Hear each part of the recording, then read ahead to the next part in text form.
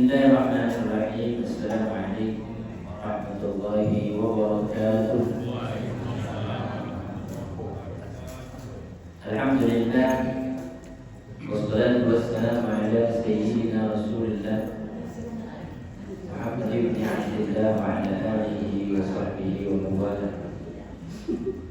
Subhanaka la ilma lana illa ma 'allamtana innaka antal alimul hakim. ولا حول ولا قوة إلا بالله العلي العظيم. Bersyukur kepada Allah Subhanahu wa Ta'ala atas segala rahmat nikmat yang telah Allah karuniakan kepada kita semua dengan ucapan Alhamdulillahirabbil alamin. Salawat dan salam atas junjungan kita Nabi besar Muhammad sallallahu alaihi wasallam. Allahumma shalli ala sayyidina Muhammad wa ala ali sayyidina Muhammad. Bapak Ibu yang dirahmati Allah, saya pengen senyum-senyum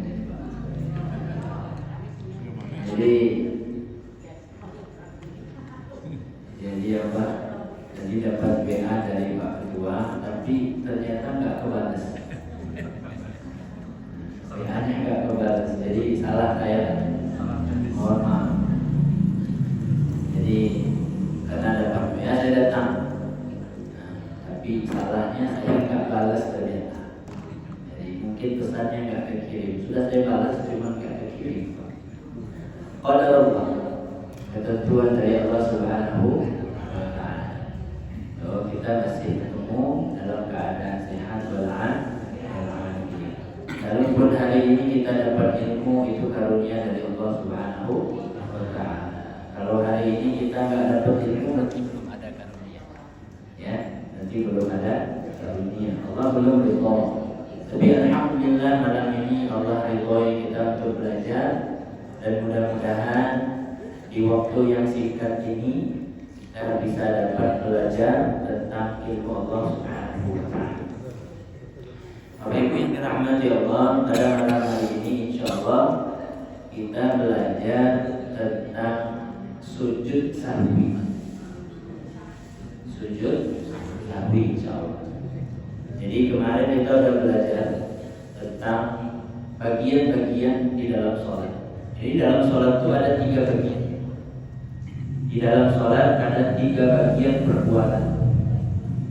Bagian pertama disebut dengan rukun, arkanus sholat, rukun sholat. Rukun ini wajib dilakukan, gak bisa ditampal dengan apapun. Kalau ketinggalan wajib diulang. Maksudnya apa? Ditambahin. Kalau memang kita tinggal betul-betul baru ingat setelah sholat, maka mau tidak mau kita ulang sholat kita. Karena yang ditinggalkan adalah rukun, gak boleh tinggal, karena dia bagian. Kayak tiang ini. Kalau tiang ini salah satunya kita ambil, maka gak berdirilah masjid. Begitulah perumpamaan daripada rukun, ya, sholat. Salah satunya tinggal, mau tidak mau kita lakukan. Kemudian bagian kedua disebut dengan sunnah ab'ad. Sunnah ab'ad, namanya sunnah ab'ad. Sunnah ab'ad ini dilakukan ya di dalam sholat. Tapi kalau seandainya ditinggalkan, maka disunnahkan kita untuk menampalnya. Ya, kalau kita tinggalin di sunnah, maka kita disunnahkan untuk menampalnya. Seolah nggak sempurna sholat kita kalau kita tidak melakukan sunnah. Kita kasih contoh, salah satunya qunut. Qunut itu di dalam mazhab Imam Asy-Syafi'i dia disebut dengan sunnah ab'ad. Kata ulama yusyabihul wujub, dia menyerupai yang wajib. Nah, dia nggak wajib. Kalau kita tinggalkan qunut nggak masalah juga, sholat kita tetap sah. Tapi kalau ditinggalin kayak ada yang kurang. Kalau kita bilang ketara sekali seorang imam salahnya kalau dia ninggalin qunut, ketara betul salahnya, kelihatan betul salahnya gitu. Pokoknya jadi heboh aja nanti habis selesai subuh itu ketahuan imam lupa qunut. Begitu ketara salahnya. Nah, berbeda dengan sunnah-sunnah yang lain. Itu disebut dengan sunnah apa? Sunnah apa? Yang ketiga disebut dengan sunnah hayat. Sunnah apa? Hayat disebutnya. Sunnah hayat ini apa? Selain yang dua tadi kita sebutin, bukan rukun, bukan juga sunnah apa. Namanya adalah sunnah hayat. Kalau ditinggalkan, sholat kita tetap sah dan tidak ada hukuman kita melaksanakan. Kita meninggalkan. Kalau kita laksanakan, kita dapat keutamaan daripada sholat. Ya, sunnah hayat ini kalaupun ditinggalkan, sholat kita tidak terpengaruh apapun gitu. Contohnya apa Ustaz? Kalau seandainya kita meninggalkan doa waktu ruku. Waktu ruku ada doanya. Apa bunyinya? Subhana rabbiyal azim. Kelupaan. Waktu ruku mungkin kepikiran harga cabai mahal. Nah, kira-kira gitu. Ya, pikiran harga cabai mahal, beras mahal, segala mahal. Kelupaan doa ruku bagaimana? Nah, maka tidak ada ukubah, tidak ada siksaan, tidak mengapa. Sholat tetap sah dan dilanjutkan. Jelas insyaallah. Kalau untuk perinciannya, ya sunnah hayat ini dia selain daripada rukun dan sunnah amal. Nanti kita akan baca sunnah amal kalau kesempatan waktu. Kalau waktunya sempat, insyaallah kita bacain. Rukun ada kemarin disebutkan 17 rukun. Jadi kitab kita 17. Sebagian ulama menyebutkan 13 rukun. Dari takbir sampai salam. Disebutkan rukun kemarin kita sudah sebutkan. Kemudian ya nanti dibacakan sunnah al-am. Dalam kitab ini disebutkan 7. Kalau 17 tambah 7 berapa? 24. Nah, selain 24 ini disebutlah sunnah hayat. Apalagi contohnya Ustaz, kita sholat tidak membaca surah setelah Al-Fatihah. Itu juga surah, itu juga sunnah hayat. Jadi setelah Bapak baca Fatihah langsung aja ruku misalnya. Apa hukum sholatnya? Hukum sholatnya sah karena dia sudah melaksanakan rukun. Fatihahnya sudah kebaca. Cuma surah pendeknya kelupaan. Lanjutkan dan tidak perlu lagi kita menampalnya dengan sujud sahwi. Karena dia bukan bagian daripada af'alus shalah, sunnah al-am. Kira-kira jelas? Jelas insyaallah? Ya. Sebelum itu kita pengen pertegas ini kajian kita. Kajian kita ini kita khususkan mazhab Imam Asy-Syafi'i. Saya pengen tegasin biar nanti kita jangan mikir ini mazhab lain begini, mazhab lain begini, enggak. Kita pengen fokus satu mazhab saja. Kadang satu mazhab aja belum kelar kita. Udah ngomongin mazhab lain. Yang ditakutkan adalah di dalam istilah fikih ada namanya talfid. Apa itu talfid? Mencampur-campurkan mazhab. Nah, itu tidak boleh, haram hukumnya. Tidak boleh. Jadi bagusnya gimana Ustaz? Ya fokus saja satu. Kata Imam Asy-Syafi'i bilang kalau ninggalin kunut sunnah hukumnya untuk sujud sahwi, ikutin saja. Kalau yang lain bilang kunut itu nggak wajib, bukan urusan kita. Karena kita nggak bahas mazhab yang lain. Untuk mempermudah kita dan lebih aman di dalam bermazhab, ya di dalam syariat yang kita jalani saat ini. Kemudian sebelum kita belajar sujud sahwi itu bagaimana, bentuknya seperti apa dan apa saja syarat-syaratnya, kita harus kenalan dulu sujud sahwi ini apa maksudnya. Sahwi itu artinya lupa. Apa arti sahwi? Berarti kita sujud karena ada yang lupa, ada yang kelupaan di dalam sholat. Akhirnya kita tampal dengan sujud. Maka disebut dengan sujud sahwi lupa. Ya. Kemudian sujud sahwi ini ada hukumnya. Apa hukum sujud sahwi? Ingat baik-baik, hukumnya cuma dua. Enggak sampai sunnah, enggak sampai haram, enggak ada. Hukumnya cuma dua. Pertama sunnah, ini hukum asalnya. Jadi sujud sahwi itu sunnah. Kalau seandainya seseorang melakukan kesalahan di dalam mazhab Asy-Syafi'i itu kayak kesalahan kalau kita ninggalin kunut Bapak Ibu. Kayak kesalahan gitu. Kayak salah aja gitu kan. Lupa karena dia bagian yang seperti wajib di kita. Nah, ada orang yang lupa kunut tapi dia tidak sujud sahwi, bagaimana hukumnya? Tidak masalah, karena hukum sujud sahwinya sunnah. Jelas insyaallah. Tapi ada satu bagian yang hukum sujud sahwi itu wajib. Berarti kalau kita tidak ikuti, kalau kita tidak laksanakan, maka sholat kita bisa batal. Kapan itu terjadi? Kalau seandainya ada imam, dia melakukan kesalahan daripada bagian daripada sunnah al-am, kemudian karena dia merasa salah, kemudian imamnya sujud sahwi. Bagi makmum wajib ikutin. Jelas? Bukan nambah dia. Karena ada yang kelupaan, makanya dia sujud sahwi. Kita makmum ikutin, wajib hukumnya. Kenapa? Karena yang salah imam. Yang salah imam wajib makmum ikut. Karena kita sebagai makmum pengikut wajib mengikut imam. Kalau imam sujud sahwi, ikutin aja. Tapi kalau kita tidak ikut, maka sholat kita bisa batal. Jelas insyaallah. Jadi hukumnya wajib kalau imamnya juga sujud sahwi. Kita sebagai makmum wajib mengikuti imam. Itu hukum sujud sahwi. Nah, di dalam kitab kita ini di halaman, kalau kitab saya halaman 199, sujud sahwi itu ada sebabnya.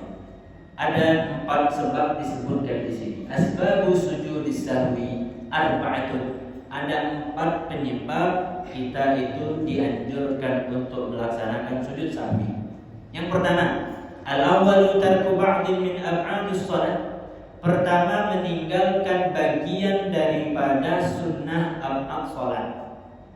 Bagiannya, au ba'dil ba'd, atau sebagian daripada sebagian. Apa itu bagian daripada sunnah ab'ad? Kita kasih contoh. Misalnya ada seseorang, dia kunut tapi kunutnya separuh. Habis separuh langsung sujud. Berarti dia meninggalkan sebagian. Ataupun dia meninggalkan sedikitnya. Dia baca tuh ada yang kurang begitu di dalam bacaan kunutnya. Allahumma hdina fi man hadait, wa afina fi man afait, wa tawallana fi man tawallait. Langsung dilangkau sama dia. Wa qina bi rahmatika syarra ma qadait. Ada yang tinggal? Ada yang tinggal. Nah, tinggal sebagian ini nih dianjurkan juga untuk sujud sahwi, walaupun cuma dikit kita tinggal. Jelas insyaallah. Kalau tinggal penuh, sunnah sujud sahwi. Tinggal sebagian separuh, sunnah sujud sahwi. Dikit juga sunnah sujud sahwi. Jelas insyaallah. Jelas ya? Nah, berarti kalau kita sendirian bagaimana Ustaz? Juga begitu. Entah nggak tahu gimana karena tadi kepikiran cabai, pikiran telur, pikiran macam-macam, ya. Atau mungkin THR yang belum kunjung turun. Udah turun Pak ya? Oh, udah habis. Gak nyampe ke rumah. THR-nya udah habis. Mungkin kepikiran dan lain sebagainya. Sehingga pas sholat sendiri, itulah sholat sendiri itu yang yang jeleknya Pak. Kita biasanya sholat 4 dari 5 Pak. Bener kan? Bukan ibu aja, saya begitu kan. Iya. 4 jadi 5, 3 jadi 4, 2 jadi 3. Ya, kunut kadang tinggal, kadang lupa, kadang kayak hilang ingatan. Nah, tadi berapa ya? Enaknya sholat jamaah itu gitu. Kalau kita sholat jamaah kan kalau lupa paling imamnya yang lupa. Atau kalau kita ngikut kan jarang sekali lupa. Jarang sekali kita lupa kalau udah ngikutin orang kan, ikut aja gitu. Nah, positifnya kita dapat ya sholat jamaah itu. Jadi kita dapat sholat yang sempurna, jarang sekali melakukan kesalahan. Tapi kalau sholat sendiri ya gitu. Nah, jadi sujud sahwi ini dianjurkan untuk yang sendiri juga dianjurkan, dan juga dianjurkan untuk imam yang kalau dia melakukan kesalahan, tapi tidak untuk makmum. Nah, makmum kalau dia melakukan kesalahan yang fatal, dia malah menambah aja sendiri. Kalau yang rukun dia tinggalkan. Ya. Tapi kalau seandainya dia kesalahan kecil, misalnya imam yang kunut dia nggak kunut misalnya, maka nggak perlu sujud sahwi. Jelas ya? Karena yang salah siapa? Dia sendiri, bukan dia. Itu yang pertama. Yang kedua apa? Al-thani fi'lu ma yubtilu 'amduhu wa la yubtilu sahbuhu idza fa'alahu nasiyan. Yang kedua, yang dianjurkan untuk melaksanakan sujud sahwi adalah melaksanakan sesuatu yang kalau dilakukan sengaja di dalam sholat itu bisa batal. Dilakukan sengaja batal. Tapi kalau tidak sengaja tidak batal. Apa contohnya? Makan sedikit. Makan sedikit, ini misalnya ada sisa kacang habis buka puasa. Yang yang buka puasa ya, masih ada yang puasa kan? Oh, saya lihat tadi ada yang buka-buka, nyolong buka kayaknya. Gak apa-apa Bu, nikmatin aja, nikmatin, gak apa-apa, gak masalah. Ya. Nah, ada sisa makan. Nah, kalau sengaja ditelan waktu kita sholat itu batal. Batal sholat, walaupun dikit Pak. Kacang dikit, tangguh telan aja, batal. Jangan dilanjutin sholatnya. Rasa apa nih? Rasa cemedang. Ya. Kalau sudah, makanya dianjurkan kalau kita habis makan itu berkumur, bahkan itu tidak batal sholat, tidak batal wudu. Kalau kita makan tidak batal wudu kita. Jadi gimana? Aku mau kumur, bersihin mulut, pastikan bahwa tidak ada lagi sisa makanan. Kalau udah berkumur-kumur masih ada sisa rasa, itu udah rasanya aja. Apalagi pedas tuh nggak gampang hilanginnya, ya. Kalau hilang itu kalau udah di kulitnya kita lepasin baru hilang pedasnya. Tapi penyakit baru datang, nggak mungkin. Kalau rasa yang kira-kira udah kita kumur-kumur masih ada sisa ya, yuk dimaafkan aja, nggak masalah ya. Cuma hati-hati dengan yang merokok ada sisa yang manis. Nah itu bahaya tuh, nggak boleh. Ya kerasa banget itu ya. Kalau ada, Bapak di sini ada yang merokok, di sini. Dari sini nggak ada. Nah, jadi kalau misalnya ada sisa, ya kita nggak ngomongin haram, makruh, sunnah, ini nggak ngomongin hukum rokok ya sekarang ya. Kita lagi ngomongin kalau ada sisa rasa, karena rasanya manis di sini Pak misalnya. Nah itu kalau ada kerasa hati-hati. Nah, Bapak bersihin aja, bersihin, kumur-kumur, pastikan bahwa tinggal rasanya aja atau ya perasaan aja sisa gitu. Tapi udah nggak ada. Jelas insyaallah.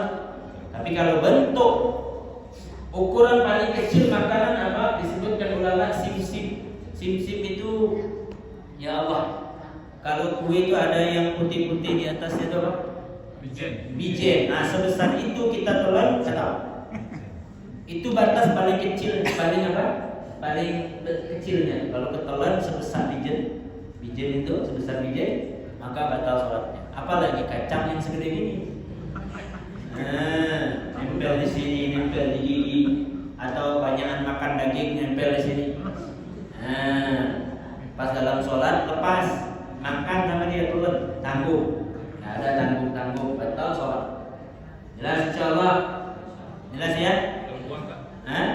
Dibuang, memang harus dibuang. Nah, disitulah apa? Nih, oke. Sekarang kan pertanyaan, jadi ini dulu pertanyaan baru, dibuang apa ditelan kan? Dibuang. Tadi kalau ditelan tak? Kalau dibuang bagaimana? Nah, buang sesuatu itu boleh ketika kita sholat, tapi hati-hati buangnya, ya. Hati-hati buangnya gimana? Kalau mau tuh, ya, kalau ada sal di sini atau ada tisu boleh diambil. Jadi bukan najis, dia nggak najis. Ambil tisu taruh buang, atau kita buang dengan cara yang jangan sampai banyak gerak lah. Karena kalau banyak gerak nanti bisa batalin sholat juga. Kita belum ngomongin batalin sholat di depan, insyaallah.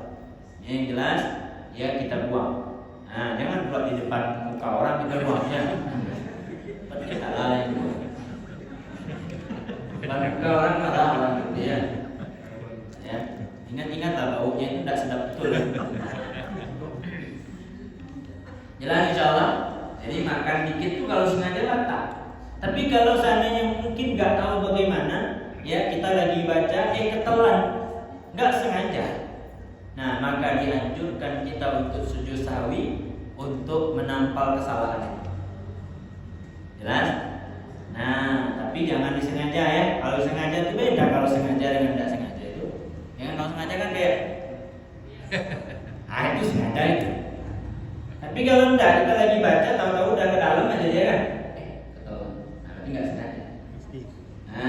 Jelas insyaallah idza fa'alahu nasiyan, kalau dilakukan secara tidak sengaja ataupun lupa. Lupa juga dimaafkan. Lupa kalau lagi sholat.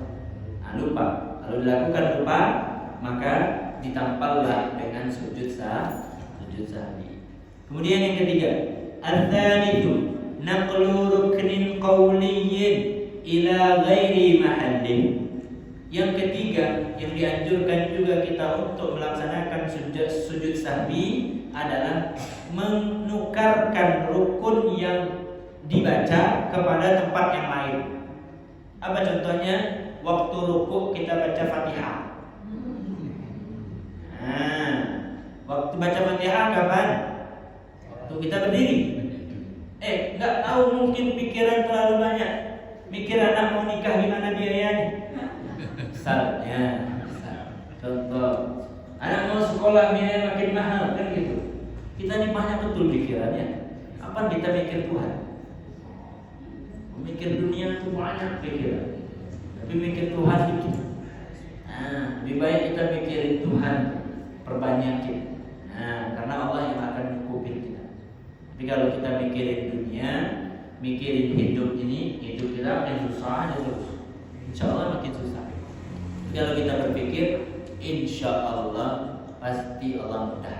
Positif jadi perasaan mustahil, memang rasanya mustahil atau mungkin rasanya sulit lah kayaknya. Ini bikin acara serba mahal segala macam, tapi insya Allah kalau udah bilang insya Allah jangan ragu lagi, Allah akan mencukupkan. Ya.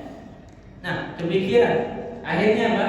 Atau mungkin ya tadi di ruku ya baca Fatihah, atau pas tahiyat harusnya baca apa? At-tahiyyatul, ini tak alhamdulillahirabbil alamin arrahmanir rahim maliki yaumiddin. Sadarnya biasanya sampai selesai baru sadar. Walaupun apa baca ini kan gitu.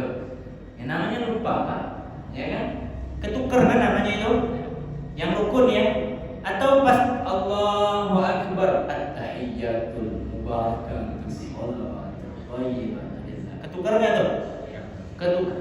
Kalau ketukar posisinya dalam keadaan seperti itu, kita baca sesuatu yang bukan di tempatnya, maka dianjurkan kita untuk sujud sahwi. Jelas insyaallah? Oke, yang keempat. Yang keempat adalah ini yang sering terjadi. Apa yang sering terjadi? Iqamu ruknin fi'liyyin ma'ihtimali ziyadah. Melakukan rukun fi'li dan dia dalam keadaan ragu lebih atau kurangnya. Lebihnya itu dia ragu. Nah, yang paling sering di sini ya 3 apa 4? 2 apa 3? 4 apa berapa? Kan gitu. Ragu. Nah, kalau ragu Nabi mengajarkan ambil yang paling sedikit. Kalau 2 dan 3 berarti berapa? 2. Kalau 3 dan 4 berarti berapa? Cuman di syaitan tuh pintar betul. Waktu kita udah mau salam, ingat ini yang kelima. Iya kan? Nah, yang kelima kan udah nambah tuh. Udah ketahuan ini yang kelima. Ya udah lanjutin. Nanti sujud sahwi. Jelas insyaallah? Jelas sujud sahwi. Nah, sujud sahwi itu bagaimana? Kita langsung ya. Sujud sahwi itu adalah sujud yang dilakukan setelah membaca tahiyat. Selesai baca tahiyat. Jadi kalau sujud sahwi duduknya tahiyat awal. Sujud sahwi duduknya ini udah yang terakhir. Pas terakhir ingat kalau ini udah 5 ternyata. Gimana ya kan? Selesai. Maka duduknya apa? Tahiyat awal. Jelas duduk tahiyat awal. Bacalah tahiyat akhir sampai habis. Ya, sampai habis sampai kapan? Fil alamin innaka hamidum majid. Nah, jangan salam dulu. Karena kalau salam udah nggak bisa lagi sujud sahwi, udah habis waktunya. Jelas ya? Nah, kita sujudlah. Berapa kali sujudnya? 2 kali. Sujudnya berapa kali? 2 kali. Allahu Akbar, kita sujud. Ya, sujud yang pertama. Bacanya apa? Subhana man la yanamu wa la yasmu. Coba ikutin saya. Subhana man la yanamu wa la yasmu. Subhana man la yanamu wa la yasmu. Subhana man la yanamu wa la yasmu. Apa artinya? Maha suci Allah yang tidak pernah tidur dan tidak pernah lupa. Kalau kita tidur terus, lupa terus. Ya, namanya manusia, manusiawi harus tidur. Kalau udah tidur tidak boleh juga. Cuma ingat tidur jangan pas di majelis. Kalau di majelis tidur nanti tidak dapat ilmu. Ya. Perasaan suku Quraisy sebutnya orang stiris, salah paham. Nabi itu suku Quraisy kata dia, karena dengarnya pas tidur perasaannya orang stiris Nabi. Salah kan, salah paham. Itu guyonan kami di kampung kami lah. Salah dengar karena pas kajian kan. Bisa jawab. Nah, bisa dilakukan sendiri Bapak. Ya, tapi jangan was-was kalau sholat. Ya, jangan was-was ini benar apa salah. Lanjutin aja. Cuman kalau ada tuh biasanya, nih kita tuh begitu ya. Kalau salah, hati kecil kita tuh bunyi, Pak. Kayak, nah, itulah hati kecil yang disebutkan bahwa hati kecil tuh nggak pernah bohong memang. Kita kalau salah tuh ngerasa tek gitu. Kayak, kok salah ya rasanya gitu kan? Kerasa sekali. Nah, susah betul bohong dengan hati kecil kan. Maka kata Nabi SAW, kalau engkau dalam sebuah keinginan yang engkau merasa ragu dengannya, maka Nabi ngajarin apa? Istafti qalbak. Bertanyalah kepada hati kecil. Hati kecil mau tanyain, benar nggak pilihan ini? Tanya aja, istafti qalbak. Kalau kami dulu biasanya ya santri itu kan punya keinginan banyak, Pak. Pengen hafal Quran juga, pengen baca kitab pinter juga. Tapi kalau digabungin susah, karena waktunya nggak balance, susah betul. Biasanya tuh mesti ada apa? Salah satu yang kena. Kalau ngapalin kitab ya Qurannya lemah. Kalau ngapalin Quran kitabnya lemah, sulit. Jadi ada santri yang nanya sama guru kita, ya Habib Salim Abdullah Asy-Syatiri. Kata Habib Salim bilang, beliau bacain hadis istafti qalbak. Tanyain hatimu, maunya di mana? Kalau kuat lanjutin dua-duanya. Tapi kalau enggak jangan. Gitu. Nah, hidup juga begitu. Kita punya pilihan dalam hidup ini kan. Mau jadi ahli ibadah. Kalau kita nggak punya duit, saran saya ahli ibadah aja. Iya, beneran. Nah, tapi kalau kita punya duit banyak, jadi orang dermawan itu paling bagus. Orang dermawan itu paling baik amalnya ya sedekah. Orang yang penting, orang yang memerlukan dikasih sedekah dari uang kita, karena kita punya. Tapi kalau kita nggak punya, gimana? Ya udah ahli ibadah, rajin sholat, apa ibadah kita kerjain, ngaji kita kerjain. Karena kita nggak bisa ngumpulin orang kaya dengan uangnya. Dulu sahabat Nabi SAW, ya Rasulullah, orang kaya itu enak kali. Dia sholat bersama kita, ya. Dia dia ngaji bersama kita. Pokoknya nggak bisa, susah kami mengumpuli mereka dalam hal amal. Mesti mereka duluan. Kenapa? Karena mereka bisa bersedekah dengan uang mereka, dan itu bisa mengumpulin segala macam. Akhirnya Nabi SAW bilang apa? Ya, jangan salah kata Nabi, wa kullu tahlilin shadaqah. Kita mengucapin la ilaha illallah itu juga nilainya sedekah. Artinya apa? Ahli ibadah. Kita buang duri-duri yang ada di jalan.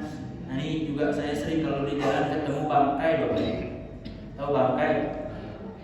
Tikus kah, apa? Kucing kah? Kita sebagai muslim itu dilarang. Itu ngotorin jalan. Jangan buang di situ. Apa salahnya kita tanam? Jangan buang di jalan, itu zalim namanya. Nah, kita sebagai muslim kita lihat itu boleh kita singkirin, ganggu orang. Baunya ganggu dah. Dosa loh yang buang itu. Kalau dia muslim ya, dia muslim dan dia tahu bahwa itu menyakiti hati orang lain, dia dosa. Kita hindari, itu bagian sedekah. Kita baca Quran, sedekah, pahalanya sama seperti sedekah. Artinya apa? Kita bisa mengungguli orang-orang kaya dengan ibadah-ibadah kita. Insya Allah. Jelas insya Allah ya. Nah, jadi sujud sahwi itu ya dilakukan sebelum salam, setelah tahiyat, sebelum salam. Nah, kita baca tahiyat dulu, fil alamin innaka hamidum majid, jangan ucapin salam, kemudian apa? Sujud satu kali. Kemudian berdiri lagi, Allahu akbar, duduk apa namanya? Antara dua sujud. Ya, baca doanya, Rabbi wafirli warhamni wajburni warfa'ni warzuqni wahdini wa'afini wa'fu anni. Kemudian sujud lagi kita untuk yang kedua kalinya. Subhana rabbiyal subhana man la yanam wa la yasu, subhana man la yanam wa la yasu, subhana man la yanam wa la yasu. Kemudian, nah tadi kan udah selesai tuh, tahiyat udah selesai kan? Baru kita duduk tahiyat akhir. Enggak perlu pakai tunjuk-tunjuk lagi. Udah selesai. Maka kita langsung baca salam. Assalamualaikum warahmatullahi. Assalamualaikum warahmatullahi. Jelas? Bisa ya? Nah, ini bisa dilakukan. Ini dapat pahala ya. Seolah yang tadi kita tinggalkan udah ketampel. Nah, jadi kita sholatnya sempurna dengan apa namanya? Dengan melaksanakan sujud sahwi. Kemudian faslun af'alus shalah. Nah, jadi kita bilang kita bacain af'alus shalah, sunnah-sunnah yang dianggap sunnah af'al. Apa saja sunnah af'al itu? Sab'atun, ada 7 macam. Nih, perhatikan, diingat-ingat baik-baik ya. Pertama, at-tasyahhudul awal, tasyahud awal. Tahu tasyahud awal? Biasanya tasyahud awal ada di berapa sholat? 4 sholat ya. Sholat zuhur, sholat asar, sholat maghrib, sholat isya. Nah, tasyahud awalnya. Ini kalau sholat sendiri biasa ketinggalan ini. Kadang juga imam ketinggalan juga. Nah, imam juga kadang ketinggalan. Nah, kalau ketinggalan, ya kita udah berdiri, nggak perlu balik lagi Bapak Ibu. Lanjut aja. Karena yang kita tinggalin adalah sunnah. Jelas? Misal nih, kita tasyahud awal. Harusnya ini aturan ulama ya. Kita baca di kitab begitu. Tapi kalau dia lupa, imam duduk, dia berdiri. Oh, udah ke atas. Balik lagi dulu. Karena keadaan dia lupa. Jelas ya? Kalau dia nggak balik bisa batal. Balik. Jadi tergantung keadaan si makmum. Kalau lupa balik, kalau sengaja lanjut. Karena dari wajib ke wajib. Jelas insyaallah? Repot memang ini ya situasinya. Situasi yang apa namanya? Yang sulit. Oke, tasyahud awal kalau ditinggalkan ya, maka dianjurkan untuk melaksanakan sujud sahwi. 1. Yang kedua, waqu'uduhu, lupa atau ketinggalan duduk tasyahud awal. Gimana caranya? Orang baca tasyahud tapi dia nggak duduk. Ke kamar dah. Gimana? Orang baca dia tasyahud tapi dia nggak duduk. Gimana caranya? Nah, gambarannya kata ulama, dia baca tasyahudnya nggak sempurna. Itu namanya apa? Tasyahud tapi tidak duduk namanya. Dia duduk, Pak. Duduk dia. Tasyahud awal. Cuman baca tasyahud awalnya ini nggak sampai selesai gitu loh maksudnya. Maka seolah dia meninggalkan duduk itu. Nah, masih belum kayaknya Bapak ya. Jelas nggak? Jelas nggak? Belum jelas ya? Oke. Pertama tadi ninggalin tasyahud, berarti memang dia berdiri nggak baca sama sekali. Oke? Yang kedua ini dia baca, tapi nggak sempurna bacanya. Ya, misalnya At-tahiyyatul mubarakatus salawatut thayyibatu lillah. Assalamu alayka ayyuhan nabiy wa rahmatullahi wa barakatuh. Lama udah. Dia lanjut berdiri. Selesai nggak bacaannya? Nggak selesai. Ini namanya dia meninggalkan duduk tasyahud awal. Namanya apa? Meninggalkan duduk tasyahud awal. Karena tasyahudnya tidak selesai. Jelas ya? Seolah dia baca cuma separuh, kemudian langsung berdiri. Nggak kegambar di kita. Sulit. Kami pun belajar. Kok bisa orang begitu? Ada orang begitu. Karena ini hukumnya sunnah. Mau sampai kelar atau tidak, ya nggak ngaruh juga di sholatnya gitu. Jelas ya? Tapi kalau dia tidak melakukan ini atau mungkin separuh dilaksanakan sama dia, ya seolah dia meninggalkan yang sunnah. Sebagian daripada sholatnya ada yang hilang. Ya, kalau kita punya roti yang besar, separuhnya udah dimakan sama tikus, perasaan gimana? Nah, kan kurang enak. Jelas ya? Yang ketiga, wassalatu ala nabi sallallahu alaihi wasallam fi. Dia tasyahud awal tapi dia lupa baca sholawat di dalam tasyahud awal. Ya kan ada baca sholawatnya tuh. At-tahiyyatul mubarakatus salawatut thayyibatu lillah. Assalamu alayka ayyuhan nabiy wa rahmatullahi wa barakatuh. Assalamu alayna wa ala ibadillahi shalihin. Asyhadu an la ilaha illallah wa asyhadu anna Muhammadar Rasulullah. Allahu akbar. Ada yang tinggal? Sholawat nggak dibaca.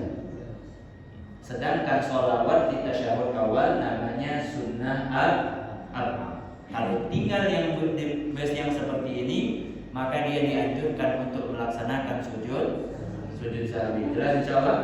Nah, ini sholawatnya ketinggalan. Tapi kalau ketinggalan sholawat di tasyahud akhir, yang coba-coba itu ninggalin rukun. Itu ninggalin rukun, sholawat wajib kalau di tasyahud akhir. Tapi kalau tasyahud awal kita tinggalin, maka dianjurkan untuk tasyahud untuk sujud sahwi. Itu 3. Yang keempat, wassalatu 'alal ali fi tasyahudil akhir. Bersolawat, dia meninggalkan solawat kepada keluarga Nabi. Di tasyahud awal tidak baca solawat ke keluarganya. Berarti ingat, kalau kita solawat, hendaklah kita menyertakan keluarganya. Allahumma shalli ala sayyidina Muhammad wa ala ali sayyidina Muhammad. Ada orang tasyahud cuman baca sholawat, keluarganya tinggal. Allahumma shalli ala sayyidina Muhammad. Allahu akbar. Ada yang tinggal? Itu dia meninggalkan sunnah al-asr. Kalau dia tinggalin gimana? Sunnah bagi dia untuk sujud sahwi. Kalau dia nggak ngelakuin sujud sahwi gimana Ustaz? Salatnya tetap sah. Jelas ya? Karena ini sunnah. Sujud sahwinya sunnah. Tapi ya gitu, kita bilang tadi seolah dia meninggalkan sesuatu yang besar, tapi bukan rukun. Inilah gambaran daripada sunnah al-am. Yang kelima, wal qunut. Ninggalin apa? Qunut juga seolah meninggalkan sunnah al-am. Dia meninggalkan sunnah al-am. Kalau dia lupa qunut, ini biasanya kalau sholat sendirian. Sami Allahu liman hamidah. Allahu akbar. Pas sujud baru ingat, lupa qunut, lanjutkan. Enggak perlu balik karena dia hukumnya sunnah. Dan enggak perlu diulang ibu sholatnya. Ya, ulang aja tadi lupa qunut saya. Enggak perlu. Ya, kita sedang meninggalkan apa? Sunnah al-am. Kalau memang ingat sebelum salam, niatkan. Ingat ya, sujud sahwi ini ada niatnya. Niatnya kapan? Waktu kita sebelum salam. Kita udah tahu nih salam. Tadi lupa qunut. Jadi sebelum kita naik daripada sujud yang kedua, kita niatkan dalam hati, saya tampal dengan sujud sahwi. Saya pengen sujud sahwi. Niat tadi. Selesai kita baca tahiyat, kita sujud. Allahu akbar, Allahu akbar, Allahu akbar. Kemudian Allahu akbar, langsung salam. Assalamualaikum warahmatullahi wabarakatuh. Assalamualaikum warahmatullahi wabarakatuh. Jelas ya? Qunut ditinggal. Kemudian apa? Wa qiyamuhu. Ini ulang lagi yang tadi.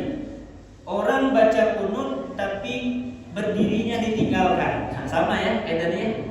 Maksudnya apa? Dia baca kunut tapi tidak sempurna itu maksudnya. Ada orang kadang tuh dia baca kunut ambil ujungnya dia. Baik. Ambil ujungnya ya Pak. Itu sempurna tidak sempurna. Ya, kalau tidak sempurna begitu sujud sahwi itu ada yang kurang itu salatnya. Nah, ini mazhab Syafi'i. Kunut adalah bagian daripada salat yang enggak mungkin ditinggalkan. Ya.